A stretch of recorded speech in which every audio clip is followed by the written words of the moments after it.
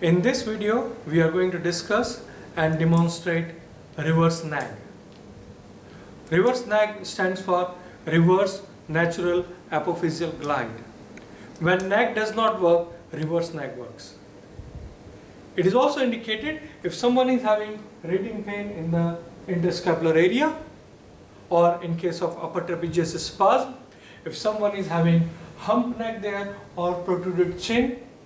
If end range flexion of the cervical spine is restricted, you are going to deliver reverse NAG. Biomechanical difference between NAG and reverse NAG is, in case of NAG, you are pushing the upper vertebra, while in case of reverse NAG, you are pushing the lower vertebra, and you are still targeting the same facet joint. That means, if you want to treat C5-6 facet, and you are pushing C5, it is NAG, and in case you are pushing C6, it is going to be reverse NAG. Now, if you are treating C6, 7, T1, because the spinous processes are small, you are going to make V grip like this. But in case you want to push T2 or downward, because the spinous processes are quite flat, you cannot hook the spinous process very effectively. So instead of making V grip, you are going to make a pistol grip like this. And this portion is going to hook the transverse process.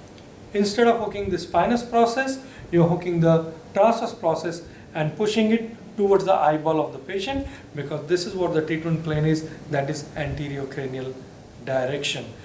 Reverse NAG is very effectively delivered between C6 to T6 level. The patient will be sitting on edge of the chair and your outer leg will be in the front while the inner leg will go behind, and you will stabilize the patient.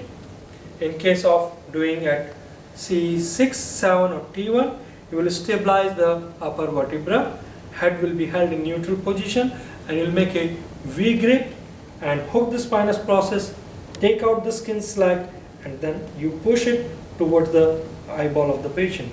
Make sure you are not doing massage, but you are hooking the spinous process and you are pushing the vertebra only.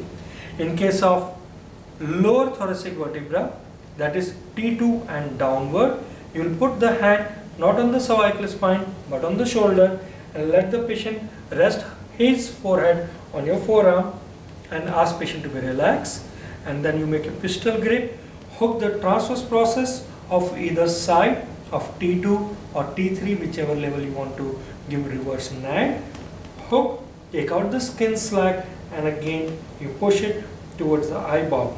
Make sure you're stabilizing it properly on both shoulder, otherwise patient will move from the lumbar and pelvic area. So you stabilize it there, hook it there, take out the skin slack and check the angle of forearm, and then push it towards the eyeball of the patient. If patient feel pain there, you use the piece of foam under the index finger and the thumb and then glide it. It is given mid to end range. Oscillation is 1 to 2 per second. Patient will have instant pain relief, and if it is causing pain, you're going to change the height, you're going to change the pressure, or you're going to change the level.